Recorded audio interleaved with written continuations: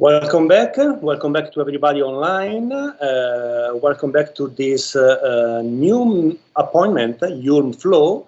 And on behalf of IULM University, we want to say, first of all, thanks to the students, Italian and international students from the course in Leadership and Creative Thinking, and to our host for tonight, that is Franz Josinasse, that this night he will have a lecture plus conversation with our student. First of all, thanks so much, Franz, to be with us, because you accept to stay with us for 2 hours. We are live on our channel on IULM, and thanks to accept also to do this conversation with our student. The topics for today is leadership, the 10 principles of leadership, and after this we will have a session lead by the students, and they will ask directly to Franz some question, some provocation, and we all are curious to receive your feedback based on this provocation. In this case, now is the time to give the floor to Franz for your presentation. Thanks so much again on behalf of you, Franz. Thanks so much. Yeah, thank you. Thank you, Francesco, and thank you all. Warm welcome to the students tonight. You are in the center of this evening, and I will try to get as much as possible knowledge and experience transferred as a, let's say, experienced person dealing with creative leadership have learned and have experienced all the way over the last 25 years. Can you see my full screen, or is it the presenter mode? It's perfect for me. Okay, good. So again, thank you for this invite. 2 hours, of course, is way too short to share 25 years of experience in the area of creative leadership. I will do my utmost best to share the critical things that a leader in the area of creativity needs to have the right impact on organizations, the right impact on society, and the right impact on our planet. So I will later share with you the 10 principles of successful creative leadership. That are not the 10 principles, that are the 10 principles that we find again and again in our consulting business as critical to be successful as a creative leader. We will also talk tonight about creativity, and I just want to say one thing in advance, is that creativity sits in every human being. We need to create circumstances that this creativity is let's say, enabled, is empowered. And it is a big misunderstanding that creativity sits only in people who say or tend or communicate they are creative, like artists or like designers.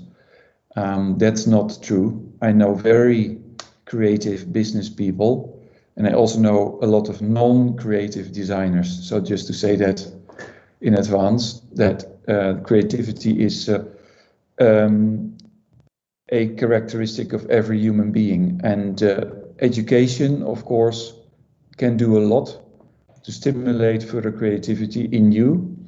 I always say that we as little children are very creative.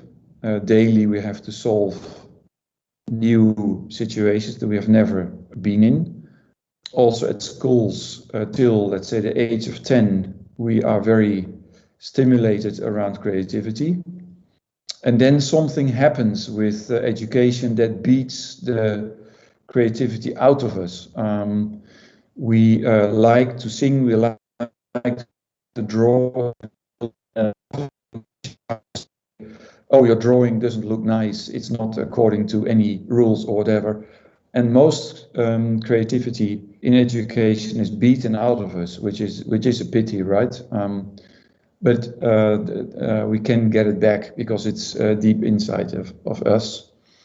And I will share these principles based on whatever experience working with creative leaders. So our daily bread is to work with design and innovation and marketing leaders, which all are there to do something for a company, for an organization, to make it more competitive, to make it more relevant for society, to make it, to let it grow, or to find new technology. The context is always different, but that always needs certain creativity, and you have to lead that. Yeah, creative leadership has two words: it's creativity, and it is leadership.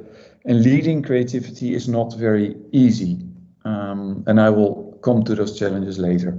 Okay, just to repeat about myself, I feel myself as a passionate world citizen. The world is our environment where we act as consultants.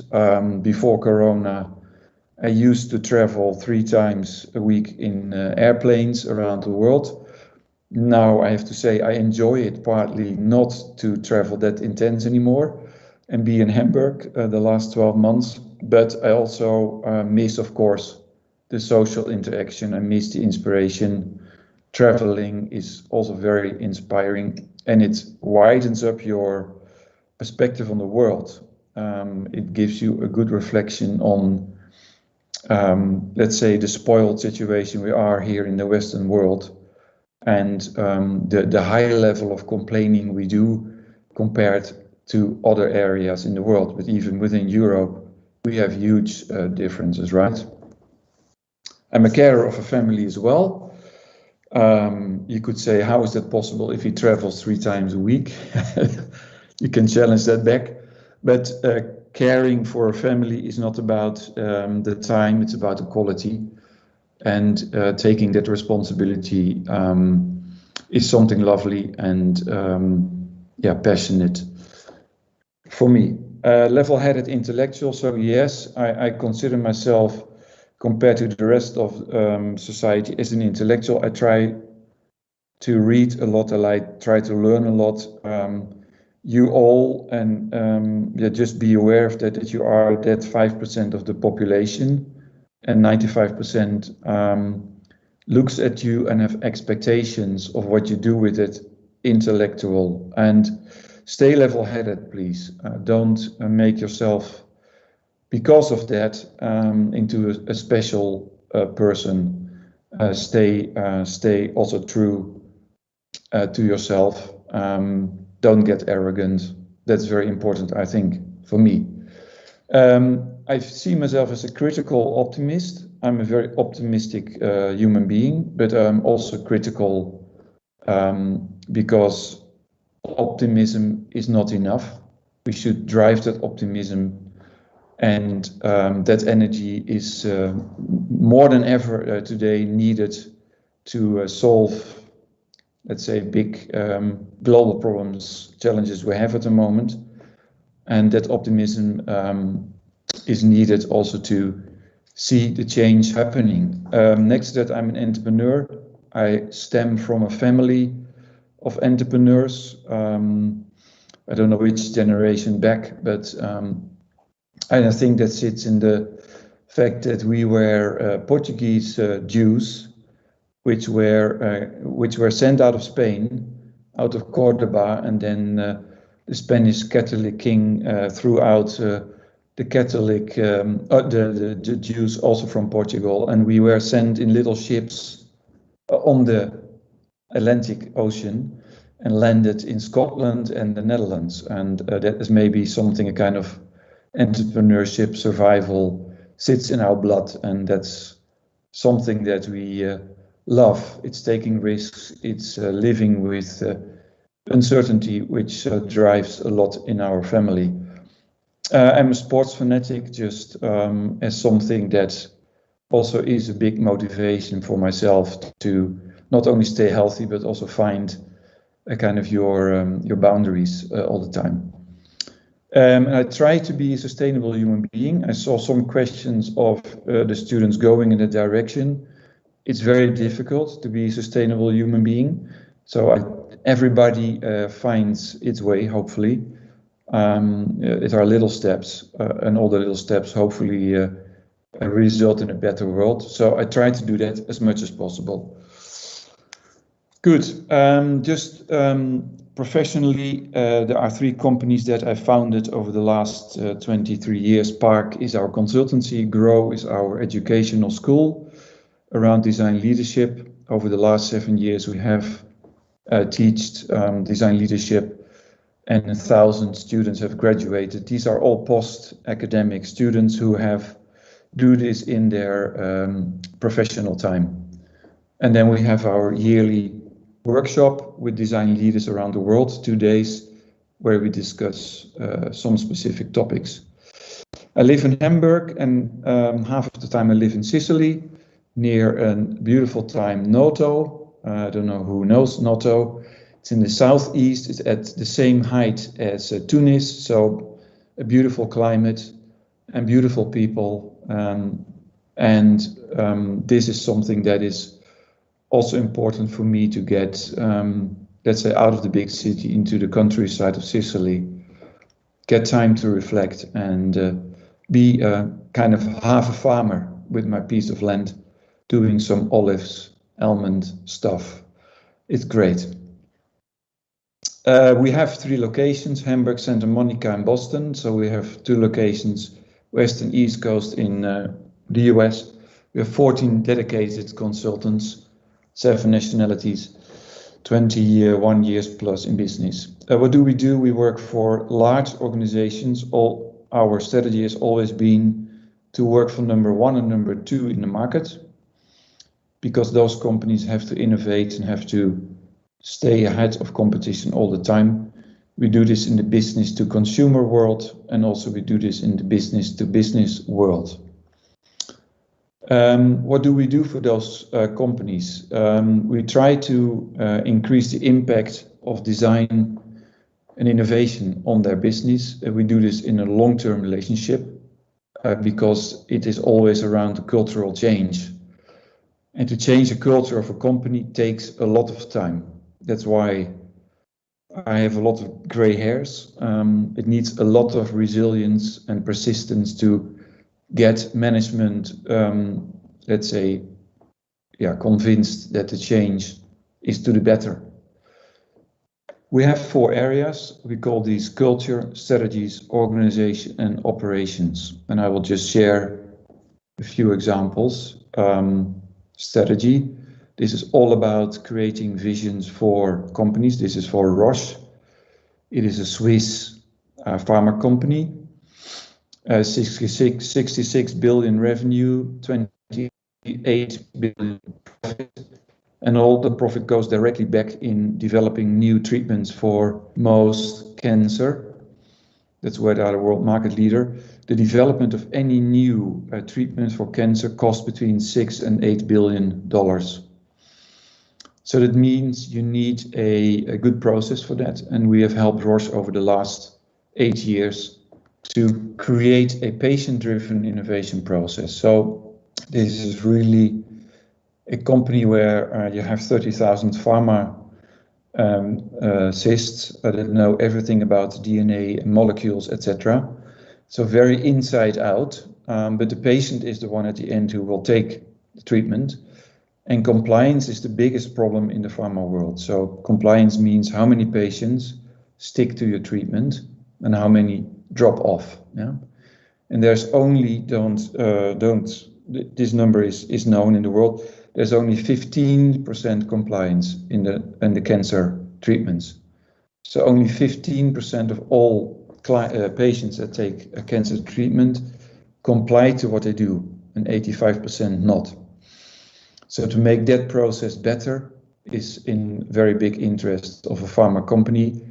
That means that, let's say, our focus has been here to make the company consumer patient, so outside in driven centric. HP, long-term client of us. For this organization, we create their complete creative organization. That is everything from engineering, big industrial 3D printers, up to consumer printers, up to all the software and applications that you as a user of HP products use every day in the printing area. This is 52 billion revenue for HP, which is kind of half of their business. It's very, very profitable because HP earns their money on ink. Yeah, so it's actually a chemical company, and ink is their business model, right? They sell you the printer for free, and the subscription model or buying ink, HP, is where they do a lot of business. And they need a lot of designers. They have around the world 500 internal designers, which are all linked to those product categories. And a big task of us is constantly, let's say, educating, but also further professionalizing these creative minds, and also make them into an efficient group of people. Because that is maybe something in general that we have seen over the last foremost 10 years, is that creativity, design, innovation at large organizations has become very important to survive. It means they've invested a lot of money in those groups of people. And some of those, like at HP, have a designer in the board of directors. That's all cool and all nice, but that also means that the CFO, who also sits at the table, asked all the time the question, oh, I invested now 500 designers in this company, what goes in, what comes out, right? They ask the money question all the time. That's reality. So design needs those answers, and they need to show that design is also a very efficient, not only creative, but also efficient operation. And that brings me to organization. We look at companies like Lego, long-term client, how all the creatives there, 800 in total, are delivering their value to all the Lego products and services and games and movies and entertainment parks are delivered. Huge bunch of creative people, but they need a lot of guidance. They need processes, they need strategies. And that is not easy, right? To manage and to steer that creativity. And at the same time, keep Lego as the biggest toy company in the world now into the most innovative and leading in this area. So that's very challenging. That needs a lot of organization. Lego has 7 design studios around the world, and all those people have to be linked to the corporate strategy at the same time. Yeah, so that needs a lot of creative leadership. Electrolux, long-term client, again, a global organization with a lot of designers in corporate communication, in corporate design, in product design, in service design, in new business development design, in innovation design. And to steer this, you need also a strong, let's say, HR, human resource organization around it. And for them, we build career frameworks, we build roles, responsibilities, job descriptions, all that stuff. Yeah, that you get the right people from the right schools with the right education and the right background. Process tools, it looks like the most boring part of creativity, but it is not. It's the most challenging part, because there are still a lot of people who think that creativity cannot be processed. You need a lot of space, and then you can be very creative. I always say the opposite. You recognize creativity through boundaries. If you put limitations around projects, then I recognize real creative people. And this is for Bang & Olufsen, the only left European consumer electronics company after Philips last week sold its consumer electronics to China. We have only one little company left in Europe. Consumer electronics, not very easy to survive. So innovation for this company and creativity and finding the right niche in the market and communicating that through your brands is last but not least, culture. This is a lot about communication as well. So this is a lot about corporate communication. This is a lot about how to position design and creativity in a company. Nivea, we helped Nivea over the last years to reposition the brand together with Yves Behar from the West Coast in the US, a big design agency. And therefore we needed to set up a lot of communication in the organization. Why is this needed? What is the benefit of rebranding such a iconic brand as Nivea, the personal care brand leader in Europe? Because this costs a lot of money, the organization is going to change. So this needs a lot of explanation and repetitive communication, right? Don't think that if you communicate this once, that people understand this. People first have to be aware of communication, then they have to understand it, then they have to believe it, and then they start to behave differently, right? That are the different stages of communication, and that takes time. And last but not least, Bosch, a huge company, a big German conglomerate of 24 business units, where we have rejoined all their creative sessions or sections. So first of all, brand, a big corporate brand organization that is all the branding and all the touch points for the Bosch brand. Then central user experience organization, and then within the 24 business units there's design and user experience. And to bring that all together, you need a lot of courage, and you need also, of course, top-down mandate. This is never going to work in a company with 420,000 employees. If there's not a CEO saying this is needed, it will never happen. So this is very important, that creative leadership also needs overall support, of course, and then a clear roadmap for implementation. So this is what we do. And this is a lot about creativity and leadership. We found 10 principles that you need to get successful in creative leadership. And I will explain one by one. First is connect and integrate. Then the second one is own design thinking. Maybe you've heard about design thinking, an important business principle in the meantime, coming from design. Start and end with the user, capture the value of creativity, make it real, formalize, master the storytelling, democratize understanding. You need to spread it out, empower people.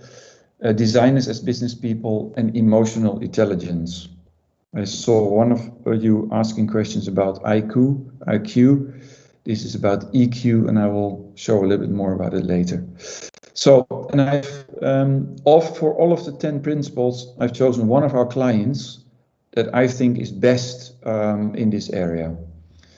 And I start with Andrew Baraklov, who is the Global VP of Design of GSK, Consumer Health, the second biggest pharma company in the world. And Andrew and we have worked on setting up an internal design function for this big pharma company. And if I talk about connect and integrate, I mean this.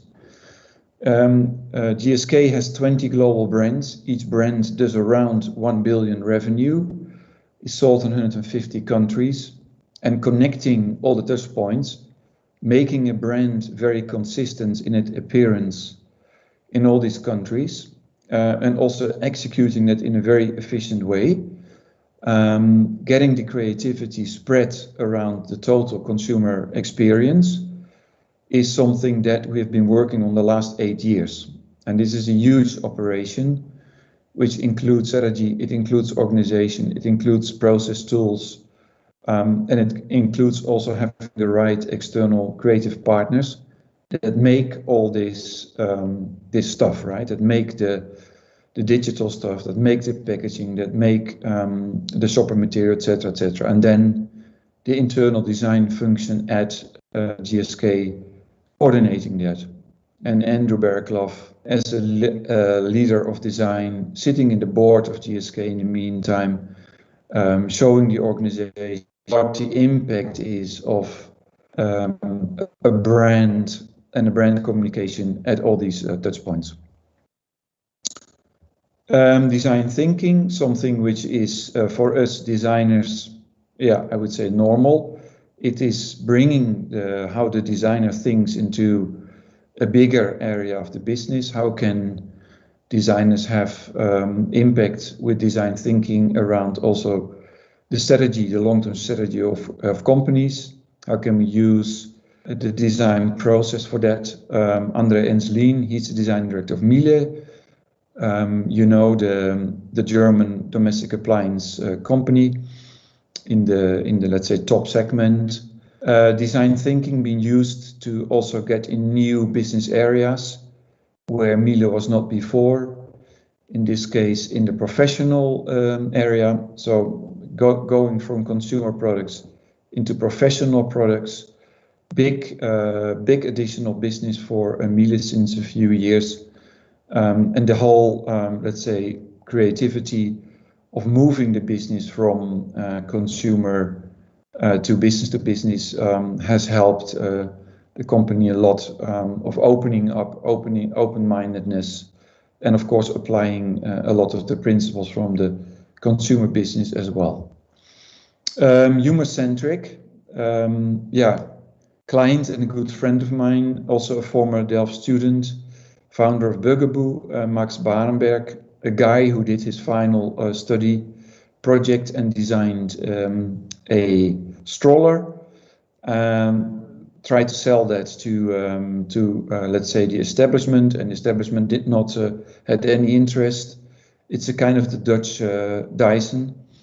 And he said, no, okay, then I'm going to found my own company called Bugaboo. I'm going to make my own stroller and I'm going to compete with you guys. In the meantime, worldwide 15% market share, a company which is very successful.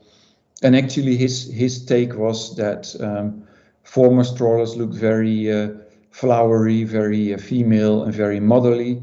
And he said, okay, but we see already a longer time that there is an emancipation, there is diversity also in who raise the children, who cares for them, fathers as well. So we need products that also attracts that target group. And it was a very simple but a very great idea 20 years ago.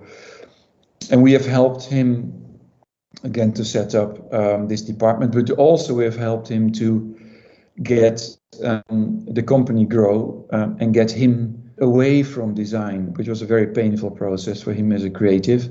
But he had to lead this company, now 2,000 employees, in the right way and get focused also in growing the business in a very creative way. Yeah.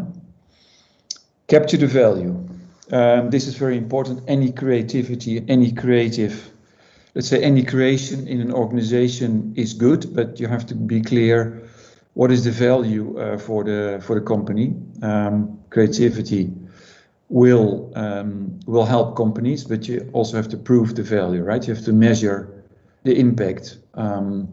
And former design director Decathlon, the biggest sports company in the world in the meantime, French company, 600 mega stores around the world, started 15 years ago with a very brave action. He said, we're going to compete Adidas, Puma, and Nike in the world.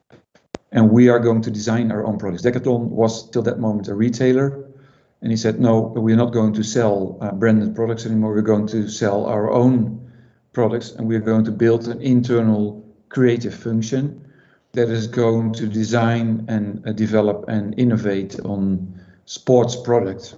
And he did this. And capture the value means that this is a company which is all about operational excellence.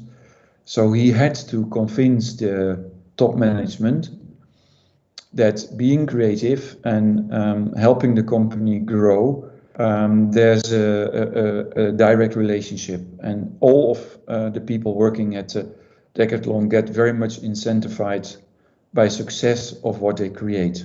Now, it's just one of the most successful sold products ever done by Decathlon. Maybe some of you have it.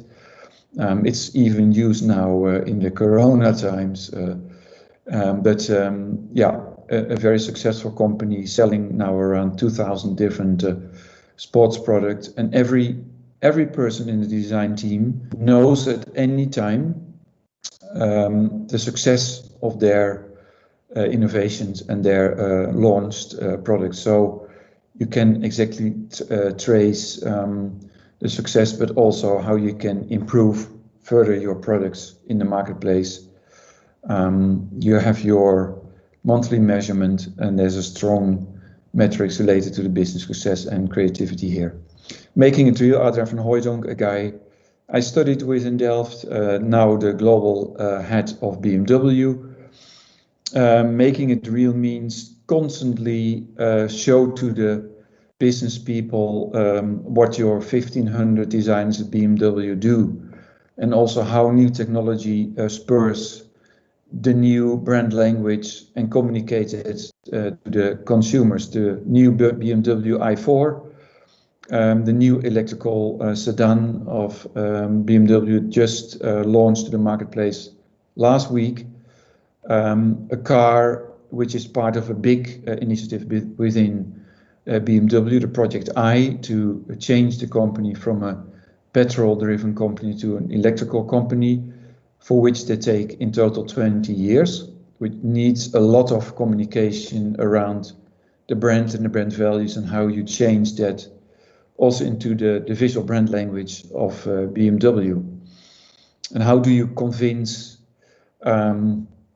your driving experience is as good as, let's say, the traditional BMW consumers would love into an electrical driving experience. And that means that you have to show this in concept cars that then later on will be translated in real car design. Formalize, Sean Corney, CDO of Philips Design, a long-term, let's say, relationship with design, 100 years design at Philips, a company that has always used design to be creative and to be consumer driven, with a huge portfolio of products, everything from healthcare and medical equipment to consumer products to personal care. And that means that Sean Corney had to formalize design in all these areas. He had to make clear how design is organized, how the different design teams are situated in these categories, and how they contribute to the different processes in this company. And that means that defining the roles and responsibility of creativity in such a large organization is very important. Making creativity accountable in the process and being clear what their roles and responsibilities are end to end, very important. And it's a big task he did. Storytelling, selling design, selling creativity in any organization is very important. Yeah? Having the impact, having the influence on top management, investing in creativity, being able to make the impact and the influence of creativity on traditional companies clear is something which also asks for a good storyteller. Yeah? Storyteller is somebody who is able to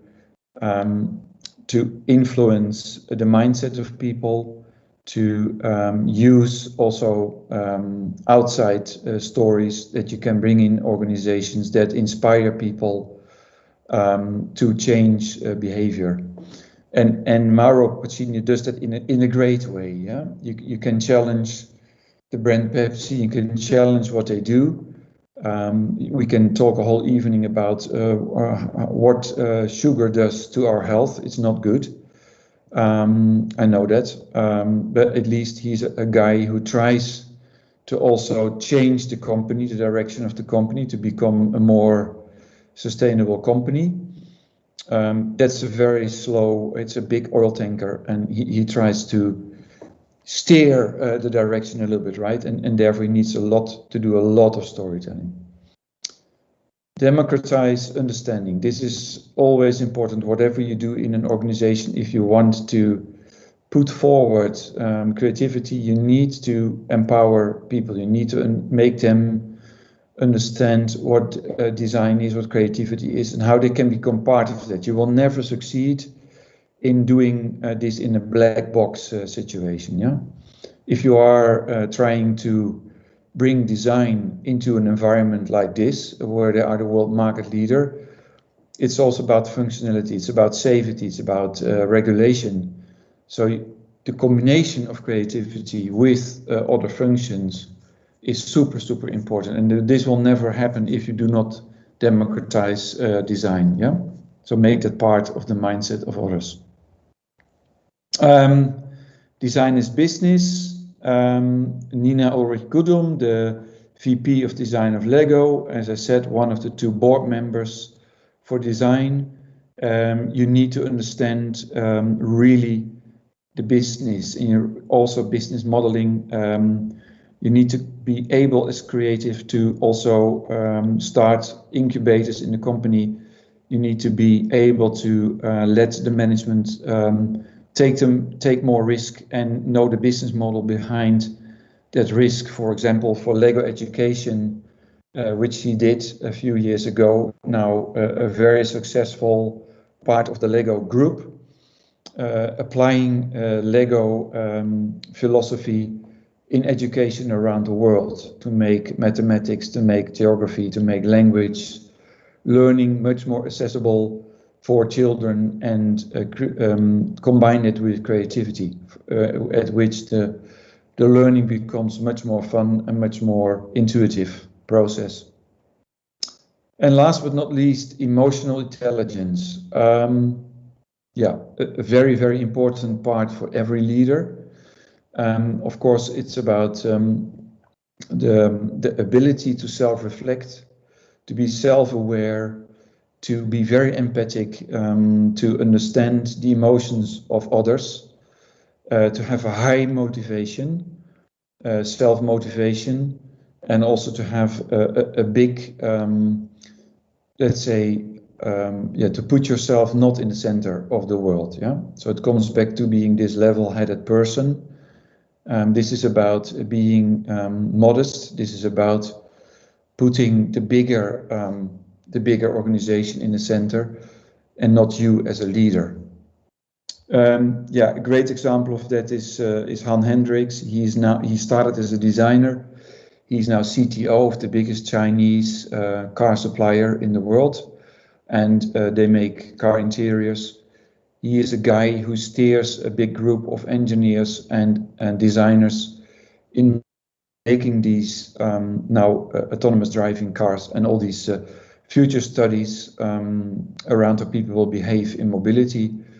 And that would have never been possible if he would not have been empathic or self-aware, have a high emotional intelligence. Engineering, manufacturing, finance are all an integral part of all these solutions, not only creativity. Yeah.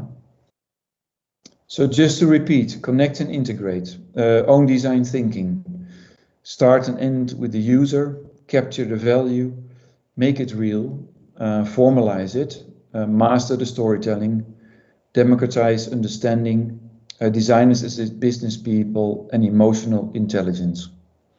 That are the 10 principles we see occurring. There are probably another 20. Those are the ones we feel are a lot steering the success of creativity in organizations. I very much stressed companies, but this is as true as for social environment, governments, cities. This is also true for, of course, service companies, for banks, for software companies. That doesn't matter. And I think this is even true in the future for creativity in solving big humanity challenges we have around us, like sustainability, social inequalities, etc. Yeah? Good. I have a little task for you. Are we still on time, Francesco?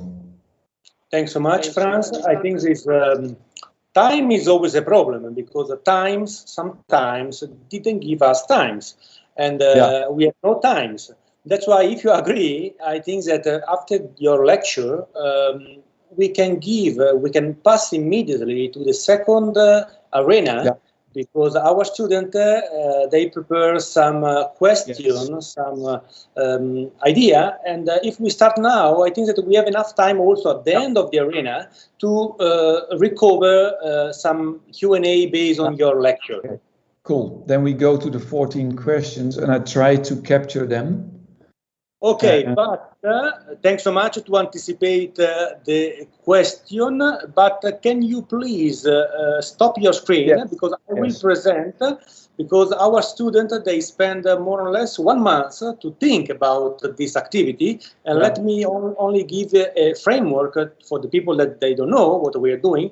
This course is based on content, creativity. Part of your lecture is also talking about creativity, creative leadership, but also critical thinking. That's why this part, we can call this part like a kind of fighting arena or knowledge arena, because they know the question, you know the question, because we share to you the question, and following the slide, one by one, we can give to them 2 minutes to present their idea, and 2 minutes to you to reply, criticize, give a comment based on the question. In this case, I will do my utmost best. Yeah. Thanks so much for your time. Okay, let me share the screen, and let me introduce now the arena with this concept, divergent versus convergent. And I think that we are ready to start with the first anomaly, please. Good evening. My name is Valeria, and my keyword is ambition. This term was created at IBM by a group of HR professionals and is the combination of humbleness and ambition. I came across an article on the Harvard Business Review in which the author was talking about humility in the service of ambition and the gentle art of asking instead of telling. During his dissertation, he states that humility can make leaders appear vulnerable when people are looking for answers and reassurances. Of course, that's precisely its virtue. The most effective business leaders don't pretend to have all the answers. Yes. This made me think about the Bible. In the Gospel of Matthew, for example, we can read that whoever wants to be a leader among you must be your servant. And in the book of Philippians, we read, don't be selfish, don't try to impress others, be humble, thinking of others as better than yourselves. So I'm not a Christian myself, but I thought, okay, this is exactly what ambition is. It's a concept that was explained in the Bible 2,000 years ago. So now my question for you is, given that this concept has been around for 2 millennia almost, why did leaders take so long to convert? Thank you. Yeah. Okay, I'm also not a Christian. The only religion I can sympathize with are Buddhism, and maybe it fits very well to what you ask. So you say the question, I'm a little bit confused because you say, why did leaders take so long to convert? You think that they are already the combination of humble and ambition, or is this something you ask, why are they still not humble and ambitious? What I mean with this question is, why does this concept sound so new? Because this article I read was from a few years ago. Yes. Yes, I would say I partly agree with your observation. First of all, I like the combination of ambition and humbleness. Yeah, I think I completely agree with what you have stated. that a leader is there not for herself.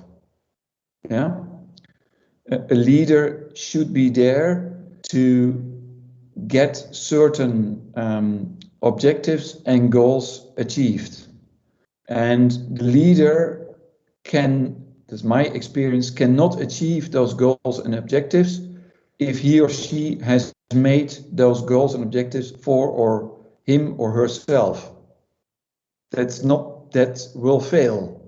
So it can only be goals and objectives in a bigger context and in a bigger picture. And that immediately means that that ambition of the leader is also reflected, should be reflected on what the other people in an organization or in a country or in a company want to achieve. That can never be the ambition of the leader alone. Yes, the leader should be ambitious because that can be a big drive and a big piece of energy driving other people as well. But if it becomes an egoistic, egocentric activity, that leader will not be able to, because a leader cannot make the change alone. A good leader knows that he or she needs other people to also realize that dream, that vision.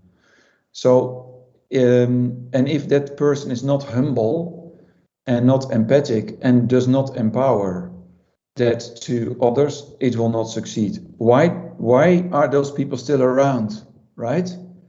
In Brazil, in US, now he's gone, but the guy in Brazil is still there, etc., etc. Why is that?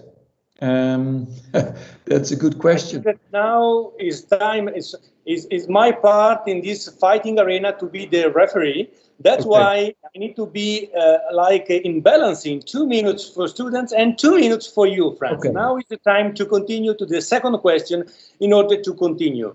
Okay, sorry. Yes, go on. Good evening. We live in a time of great uncertainty. People is suffering and is terrified. I think that, especially in period like this one, news broadcasters should talk about fact. So my question is, can we trust news media?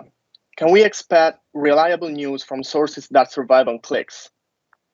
I will no longer speak now, since I think that what matters is the truth and not my opinion. And I will leave you to read some translated example on why I'm asking you this question. Thank you. Yeah, no, you cannot trust news media. You cannot, and you should not. I have never trusted news media, and in today's arena, it becomes even more scary. That means two things for me. The first person you have to trust is yourself. And trusting yourself will not come from trusting news media. So your generation should stop to get so much of this shit into your head and go more back to yourself and to your friends and to your family and build trust and news from there, and not from all those people out there who want to brainwash you, because they do.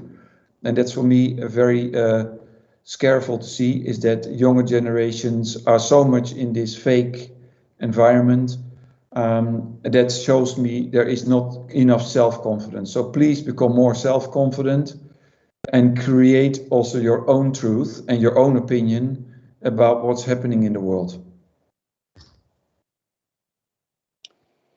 Thanks so much, Federico. You have 45 seconds if you want. Otherwise, we can continue to the next anomaly.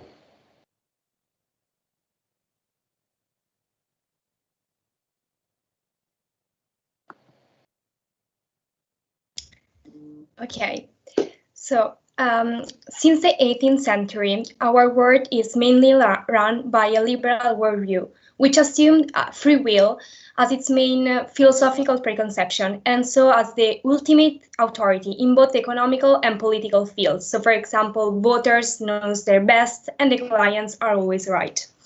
We can summarize this vision with this quote, which I reported. So life is like a game of cards. The hand that is dealt you represents determinism. The way you play is a free will. But for the first time, due to the pandemic, the last word in every decision was not ours. No one voted for or against any restrictions, but the truth that guided our society had been some medical scientific data. Beyond this period of emergency, our knowledge of the decision-making process has changed, and when we'll be asked to rewrite our concept of personal freedom, is free will going to be still considered the ultimate truth, or this new system in social management, which we are experiencing right now, can continue to be truer and more reliable? Indeed, up till now in history, it still made sense to believe in free will, because although this has never been a scientific reality, nobody could understand you better than you could understand yourself. Today, instead, we have an alternative. Thanks to the combination of AI, artificial intelligence, which collects data from the skin outward, so external data, and the biotech, which goes under the skin, opening the box, as Harari calls our bodies, on 360 degrees. Corporations like Google or governments can understand our brain better than we could do ourselves, and ultimately take decisions for us with more awareness. So my question for you is, had the pandemic just suspended this free will regime, or will our idea of freedom be redefined permanently? Okay, I think the latter. That's also maybe my hope. I think freedom and free will in the old deterministic definition is a very elite notion and a very, let's say, limited notion for a few people around the world. I don't think there is free will over the last 200-300 years. In all the industrial revolutions we have seen, free will has been narrowed down, to my opinion. And I think not the pandemic, but the climate change will be the real wake-up call to redefine freedom. Unfortunately, I don't think that this pandemic is worse enough to change the concept of free will as we knew it. My personal judgment is that end of this year, when vaccination is in most Western countries and next year in the rest of the world done, we'll very fastly forget the pandemic, and then we will get a real challenge to us, which is the climate change, and that will not be solved with our old definition of free will, and the freedom will be redefined as being a social free will. The only way to survive the climate change is I call it design for humanity, is a free will that where the overall free will of the whole society is bigger and more important than the individual free will. Thank you.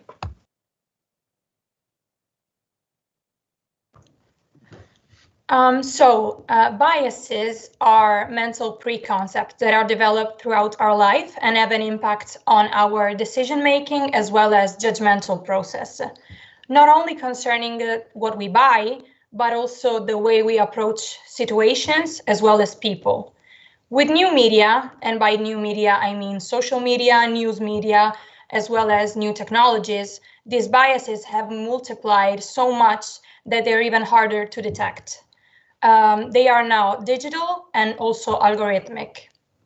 We all know how marketing can influence our decisions. Guerrilla marketing, for example, is one of the most effective strategies since it catches the attention of the consumer out of context. But this influence does not concern only marketing anymore. The range of topics that are influenced and are at stake have spread uncontrollably. Coded Biases is a movie which expresses the way in which human beings bring their own biases into algorithms and technology. The main topic of this is African American features in facial recognition processes. But the main topic is, as I said, like biases and how they can get into the situation of technology. External elements are the protagonists of our perception of the world and as a consequence of our preferences. So my question is, also considering the recent events, so health and freedom issues with COVID, are we being distracted from what is really important, our free will? And worst of all, even if we wanted to, are we still able and allowed to decide for ourselves? Yes, of course. What I, by the way, would all recommend you as a young generation is to shut off your mobile phone for 1 week as an experiment. That is one, because a lot of your questions are related to this immense stream of information that you start not to trust anymore, and right so. When I go to Sicily back the first week, I try just to shut off all modern media, right? And just do that. Maybe it's not possible now during your course, but if there's any possibility, try to do it and see what happens with yourself. And you will see that without a mobile phone and without a computer where you do the same, watch social media all the time, you will automatically be allowed and able to decide. You have to. It is human being to be able to decide, and it is human being let's say in a world where in a small kind of environment where you are also allowed to decide. I can still decide in my little family what to do and what not, and I can discuss that with my children, with my wife, and I don't need any social media for that. So yes. I'm optimistic there. I don't think that social media will ever catch us, that we are not able to decide anymore and are not allowed to decide anymore. That is for me scientific, how it's called, a doom scenario that I don't believe in. And you should trust yourself again. It comes back to what I said before, trust yourself. Shut off this damn phone for a week and see what happens with your ability and allowance to decide. Thank you. Good evening. My reflection begins with the consideration that object and subject are two interdependent and indissoluble entities. They are in a circular relationship where the subject creates the object as an expression of itself, and thus the object perfectly represents the subject. They are completing and constructing each other's meaning, as we can see in the below Escher painting drawing hands that express the nature and the dynamics of their relationships. Schopenhauer says that each of the two halves has no meaning nor existence except through the other and in order to the other. But if it is so, why the economic trend that is characterizing the global economy is the personalization of the objects? The industry is pushing us to tailor the objects to our persona, because, as Schopenhauer stated, the world is my representation. But what is the result of this manipulation? An anomaly, because, as Agamben said, something is always lost in the translation. Considering a scale relativity painting, you can better visualize the situation that is created by this manipulation, a new version of the object that apparently looks similar and on the same level as the original one, but in reality it is on a totally different and an unreachable level. Eugenio Scalfari said, the same house can be quite another thing when it is inhabited by a different person, and this is how we are container and contained. But is really the creative subject contained in a new object? As in the painting Sky and Water by Escher, you can see the forced metamorphosis that the object, and consequently the subject, undergoes that completely disrupt their relationship.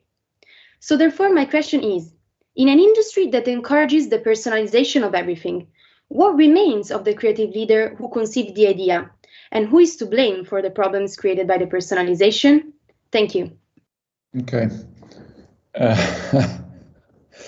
The first question, what is the role of the creative leader in this area, is it's pretty simple. It is creating platforms. So it's maybe less about. So the next stage of personalization of everything is that the consumer themselves will be the creator. Okay, so the creative leader is creating platforms for that creativity by the consumer. Hopefully that's clear. And Lego is an example of that. Lego has a platform where you as a Lego fan can design products that you apply to the Lego design department, and then they decide whether they think this is a cool Lego design or not, yeah?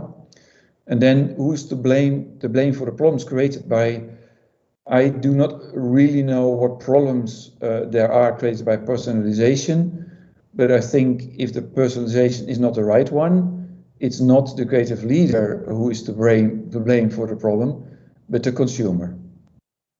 Because if the consumer is not clear what they want, then you cannot create the right personal solution. Yeah, I hope that was clear. Yes, thank you. 2015, the United Nations announced the Sustainable Development Goals to be achieved by 2030. 1 year later, Elon Musk announces his will to colonize Mars and save humanity. Did you already had the feeling that we could not achieve those goals or that they wouldn't be enough? Probably yes, and probably he's right. In 2018, Musk is investing money on solving problems both on Earth but also on establishing life on Mars. Solving problems here will probably give him enough time to develop his Mars Ask and save life in all forms for when our planet will not be longer here, made because of a meteor or ourselves. We had trigger signals since decades, and we have ignored most of them. We still do it sometimes, deciding to take action too late. The United Nations themselves stated that the country's plans to cut emissions aren't enough. Experts still claim that we have a few years left to change and reverse the climate change, but critically thinking, I don't believe our governments will take action enough strongly and enough fast to make the huge impact that we need. Maybe the only option left for us to take action individually and make this impact alone. So my question is, are we still in time to save the future on our planet, even only partially, or even only partially moving to Mars is the only option left? Okay, thank you. For you, I have a book that you should all read. It is called Global 2000. It was written in the 80s, and it was a letter to the President of the United States, Jimmy Carter, at that time. We are now 40 years later, and if you read this book, not a lot of what was broadcasted in this book has happened, right? So what I want, two things to your question. First of all, we are very bad in forecasting the future because it is so complex, and it is our human arrogancy that we think we can forecast the future. And we think in 7 years the world will not survive anymore. That's not true. It's so complex. You just have to look at the 70% of our Earth is water, and we know not a lot about the oceans, and they have a huge impact on everything what's happening in the world, has always had. So that's one. So I don't believe in 7 years it's too late. Yes, there's a lot of stuff happening, and yes, it's not good, but I think we still have a lot of time, and we should act. Completely right. Mars is not a solution. That's just an ego trip of Mr. Musk, who wants to show off that he has a lot of money to do that. If he can build a climate to survive on Mars, he can build that same technology for Earth. So we don't need to go to Mars, where the conditions are much more severe than on Earth in 200 years. So he can build the same future cities on Earth. You don't have to go to Mars. He does that because he can do it, and he wants to show the world that he can do it, right? And competes with NASA, etc. So that are my two answers to your question. So many times in life, we struggle to reach our goals. And at those same times, we are forced sometimes to compromises. As long as we talk about small compromises, one doesn't give much weight to them. like avoiding something just to make a friend or a parent happy. But are we willing to get dirty with hatred and or corruption to reach our primary goal? I mean, what happens when our compromises becomes bigger than our ego? In the last few months, a theory has crossed my mind many times. Sometimes I justify people's behavior by passing as impure. So the line, how fine is the line between justification or a means to an end to you are corrupt? My final question is, you need to be a bastard to conquer in life. But how is it really socially accepted? Yeah, good. Yeah. I don't agree that you need to be a bastard to conquer in life. Life is about compromise. Totally agree. You take compromises every day. You take little decisions every day. I cycle to the office every day and cycle back to the office, and I try not to take the same route every day. So I can decide go left, right. It's a compromise. Oh, it's 1 minute longer, but it's a more beautiful road. So taking compromises is not making you corrupt. Taking compromises is, for the moment, taking the right choice that works best for you. There's not necessarily needs to corruption, but I agree with you. If that taking compromises enlarges the scope, you get to a gray area where corruption can kick in. I think every human being has this little excitement of, hey, as child already, where do I go over those boundaries or not? Do I do that play or not? Yeah, I think it's socially accepted as long as the scale of that, let's say, looking for the boundaries and taking compromises is not hurting other people, is not hurting our planet. So next to that, you probably need something like rules, you need social control, you need, again, in the light of design for humanity and sustainability, we will see more overall social rules and boundaries. But then still within boundaries, people always try to find a compromise and try to be a little bit corrupt. I think we all are a little bit corrupt. Thank you. Good evening. I base my presentation on the critical thinking seen as a necessity in order to solve the problems, producing new creative ideas. I was stimulated by Spinoza, who criticized not the research of man for spirituality and the purpose of life. He criticized the blind acceptance to the Catholic and the Church rules, without any curiosity to question these rules and to develop a personal point of view. Obviously, this rejection to obey and his rebel thinking was scandalous, and as he said, that made him obviously a disturber of the peace, but also an opinion leader. A similar argumentation with a different point of view is the subject of an episode of the series Newsroom that teaches us the necessity to study, being informed, and think with our own mind to find our own answers, and do not base our reality on superficial stereotypes without any real and impartial evidence that supports them. This is the motivation that pushed me to think about the fact that most of the time, the first immediate answer to questions that comes to mind could not be the result of our real critical thinking process, but maybe is something that was stirred in our memory, something that society told us and that we are influenced by through a cultural background without at least noticing it. So what I want to learn, and my question for you, in order to develop a critical and creative mindset, is how to go through the inherited truth, how to prevent cultural heritage from corrupting our creativity and also our problem-solving capability. Yeah. I think that cultural heritage can also spur a lot of creativity. So prevent cultural heritage from corrupting our thoughts. I don't think cultural heritage does corrupt our thoughts. I think it is a foundation.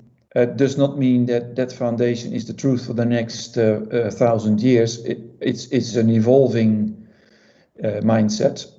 We get to at the moment the pandemic and soon the climate change will force us to go to a next energy level in the world, and that means that also our level of creativity will increase, because we have to solve much more complex problems, and that's happening at the moment. We are combining creative minds from different cultural backgrounds, from different professional backgrounds.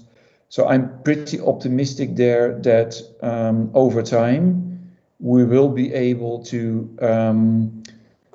get out of that cultural heritage and create a new truth of the culture. I think it hopefully becomes a more global culture, because I think one of the things that is limiting ourselves are all the different cultures, where we are so proud on the culture of Northern Italy, the culture of Southern Italy, the culture of Sicily, the culture of Umbria, the culture of whatever in Italy. That's not going to help us to get on that higher level of creativity. So we need to get rid of that my culture thing. So yes. Thank you so much.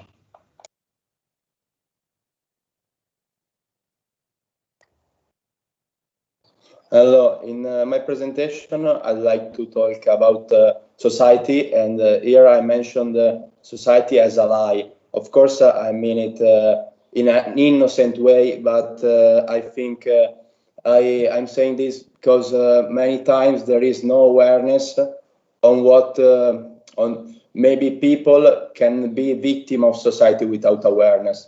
Let me make an example. Maybe two parents decide to have a son just to love him and be him what they want, and not because they are ready to see him fly. Sometimes when you're not a free spirit, which is my keyword, you may not be aware of this, and you finish to be a victim of society. In my last slide, in my first slide, I'm sorry, I also made an example with a quote of Nelson Mandela. Could you return, please? Okay, thank you. Because, for example, just think about Mandela's society. He treated his children in a brutal way, but all the people, not everybody, but the major part were innocent in acting like white were better than black people, but there was no evidence that white are better than black people. So he, in order to create a better world, in order to create also a better society, had to enter in conflict with it. And he, I think, is a good example of free spirit. So sometimes we have to resist, to fight, and to go against given standards in order to make our family happier, ourselves happier, and this world may be a better world, because we are born in a world which is given to us, but it has to be like that, or can we? Time is finished. Your question, please. Okay. So, in your opinion, the way in which we should think, if we want to change this world, maybe make it better, is to be free spirits or not? There is another solution. I don't know. Thank you. Oh, I think it's just interesting to see that your generation, let's say they call it the Zoom generation, I saw it in one of the slides, feels this manipulation and feels this, let's say, power of companies like Amazon and Google, etc. Yes, it is time to resist, and yes, you have a free spirit, and you should trust that your free spirit and that your resistance is good. It should not be resistance because you want to resist. It should be resistance with a purpose. Okay, so you have to be clear. Why do I need a free spirit? Why do I want to resist? What is then the better future for me and for society? Again, can I find like-minded people who want to make that change? And there are enough examples in history. I was one of the 2 million people who walked through Amsterdam, and we resisted against the nuclear weapons of the US and Soviet Union. I changed myself against nuclear power plants in Germany, and we stopped nuclear power plants in Germany. So that are two examples for me. We stopped the Russian and the American nuclear weapons. We stopped nuclear power in Germany. Yes, you have a free spirit and you should resist, but do it with care and with a purpose. Otherwise, Thank you. It gets into criminality.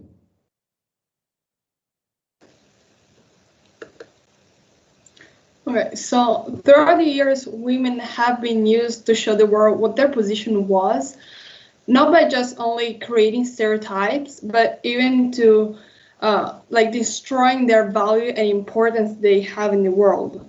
We live in a society where women are used as objects for men's pleasure, as an accessories just to put a spotlight on the men.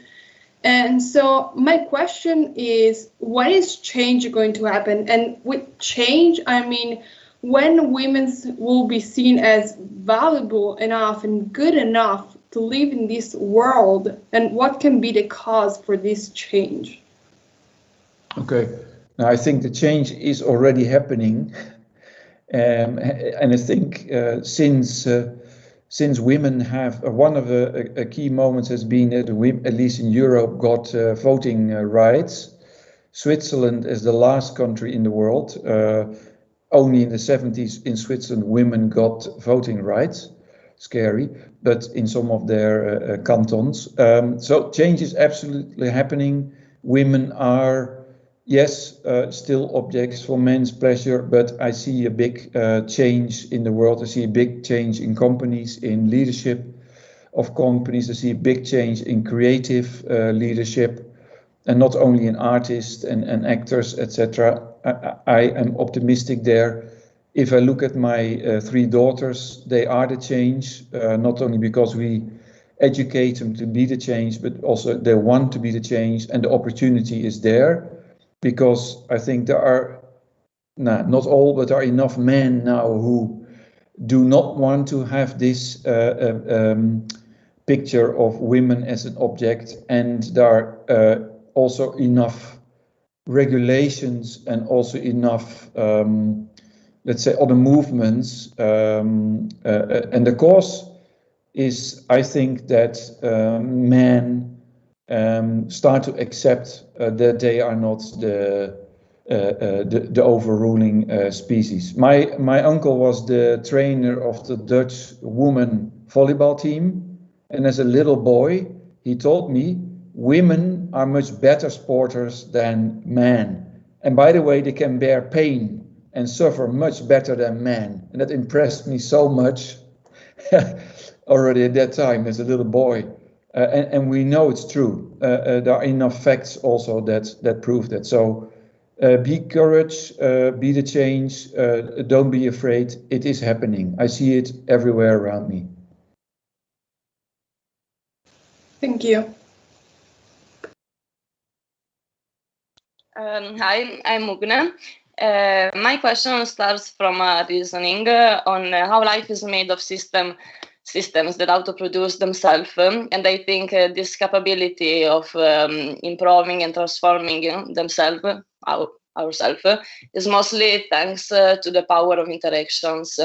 So the role of the observer that Maturana and Varela talks about, I think, is fundamental, because we can relate it to the person or people you're talking to, so with who you're sharing some informations. And this really affects on the event and action.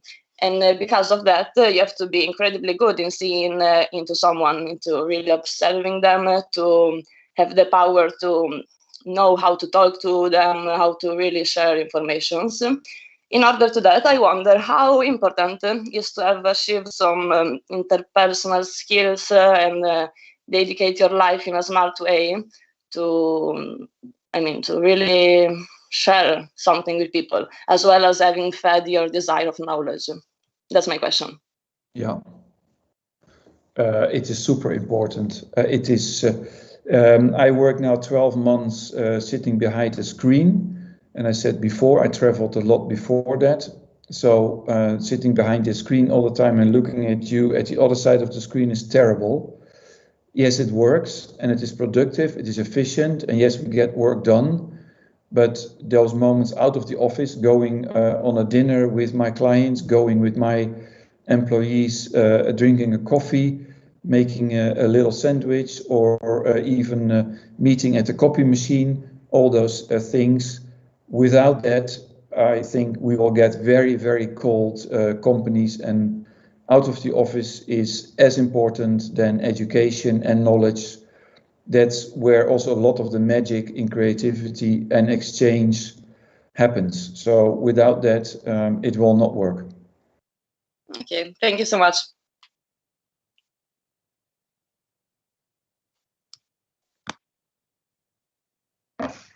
A common belief among our society is that our generation, which is the generation Zoomers, is screen obsessed, less intelligent, privileged, entitled, and lazy. And also studies also say that our IQ are lowering. So we could, if we take into consideration all these readings, we could think that our generation is actually getting dumber. But if we take into account the Flynn effect, which is the tendency for intelligence to increase from one generation to the next generation, and if you also think that maybe the IQ test does not really measure our intelligence, because the situations we have to face now, today, are quite different from the situation our parents and grandparents had to face. So probably our skills are developing and adapting to new standards. Bill Gates often stated, I always choose a lazy person to do a hard job because you always find an easy way to get a job done. So there's this relation between laziness and intelligence. And this actually reminds me of our generation. We always strive for new technology that can help us to get hard things, hard job done in an easy way. Yeah. So yes, we might be lazy because, let's say yes, we are lazy, but does working smarter? They call us lazy because we work smarter. And this leads me to my question. My question is, does working harder mean working better? No, definitely not. In Holland, we have a saying, from nothing comes nothing. So not working is also not better, but does harder mean better? No. There's always efficiency and effectiveness, right? So working late hours in the evening, I don't believe in. At our company, we have never made, except from traveling, then hours till 10 in the night. And then all of a sudden we become very creative with a beer. Nonsense. So that's one answer to your question. The other question you say, is IQ test the really measure of our intelligence? No. I think IQ tests, as we know them today, are very, very old-fashioned and asked for the wrong things. And the skills of the future are not related to how we test EQ at the moment, because those EQ tests are still based beginning 20th century IQ tests. And I was talking about EQ, emotional intelligence, is not measured in IQ and is as important as IQ. And I say that schools should change their concept completely from becoming a social place where people meet and learn their EQ, emotional intelligence. And IQ can be seen. My children learn mathematics not by a boring teacher, but by looking at a YouTube movie. Done. They do that in 5 minutes. And the schools do not, most schools in Germany are still very old-fashioned, focusing on IQ and not on EQ. And that's not good. So being lazy is also something that can be a concept, but I don't believe in laziness neither. Thank you. Change is hard. People constantly struggle with changing their habits, growing and making their life better, even if they're not currently happy.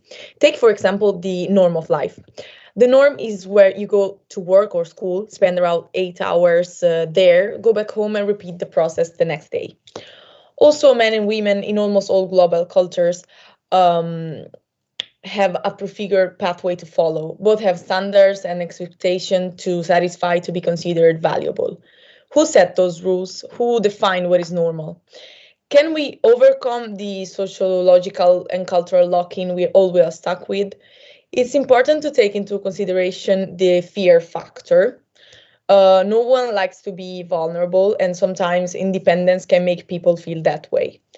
Often there's the tendency to minimize the risk of being hurt and losing control of the routine. Unfortunately, a simple motivation doesn't change the way the mind is hardwired. The brain is designed to keep us away from a problem.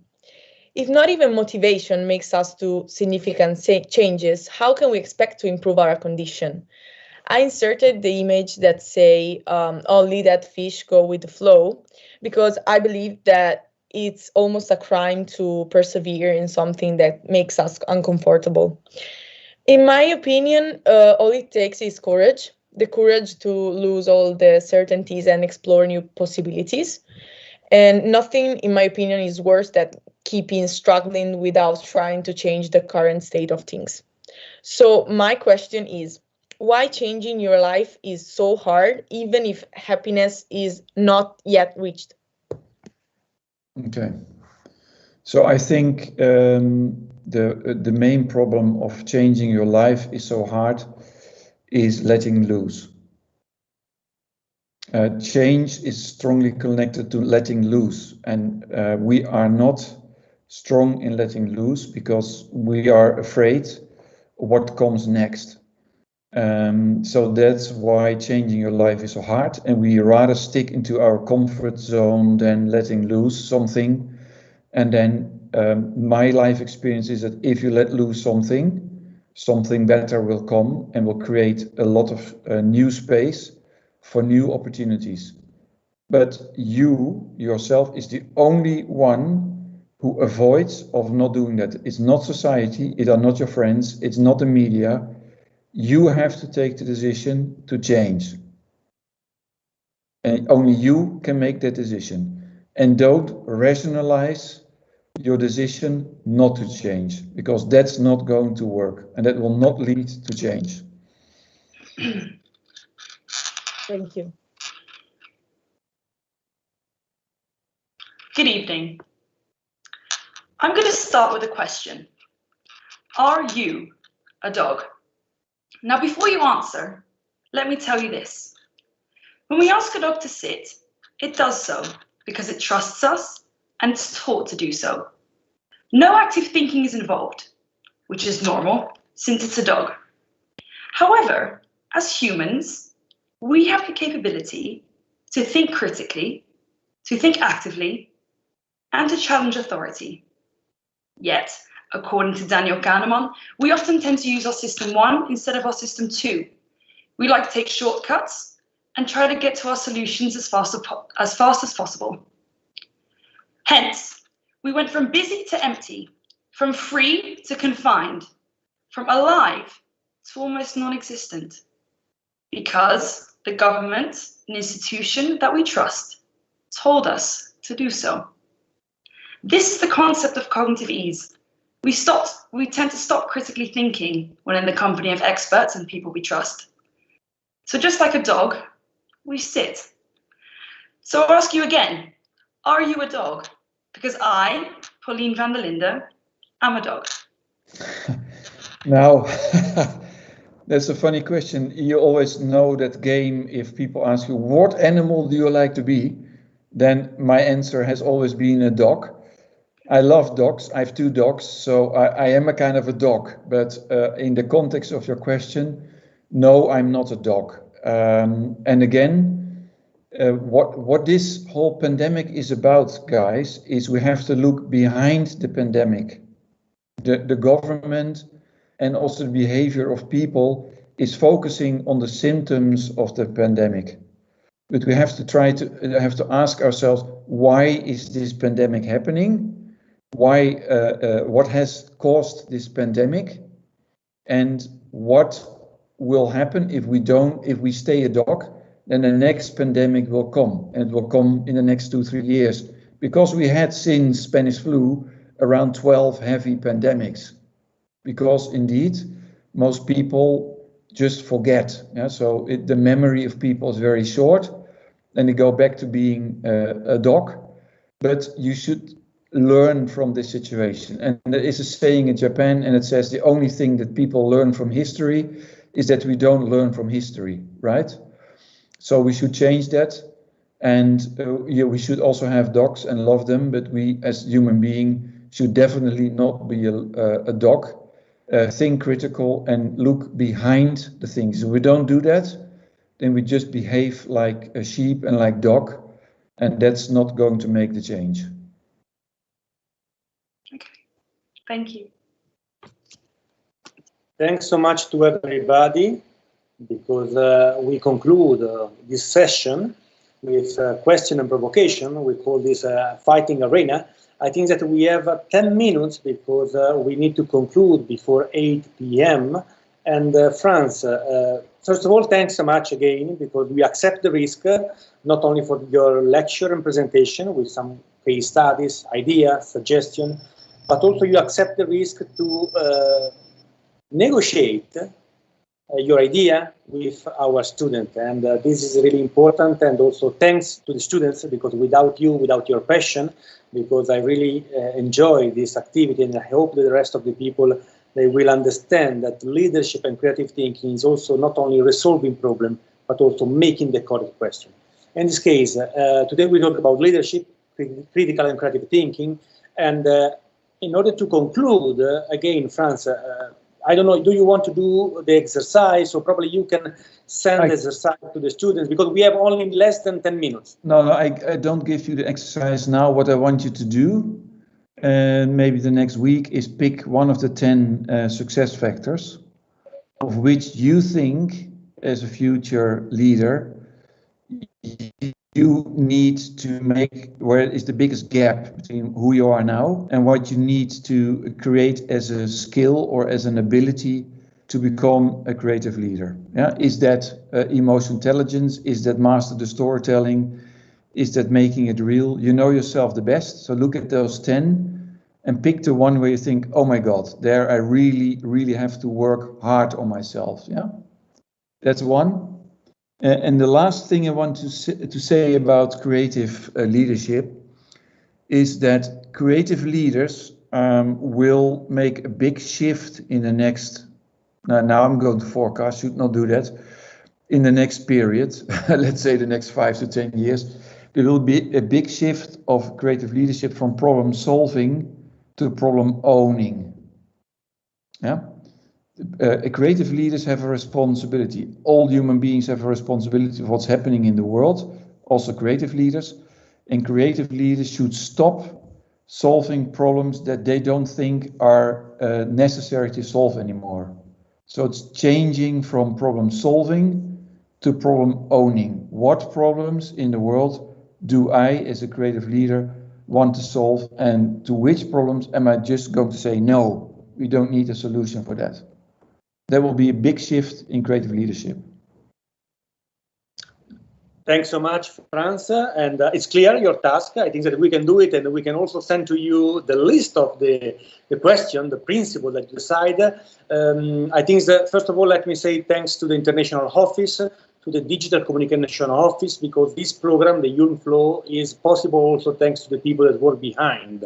And I hope you enjoy the lecture, because this was actually a lecture during a course, and we all invite you to the next IULM FLOW meeting. Thanks so much, students. Thanks, or let me say, future creative leader. Thanks so much, Franz, for your time and your lecture, and we see you the next time. Thanks to everybody. Thank you. Thank you, Franz. Thank you. Thank you. Thank Bye. you. Thank you, Franz. Thank you. Thank you. Bye bye all. Goodbye. Buonasera, Francesco.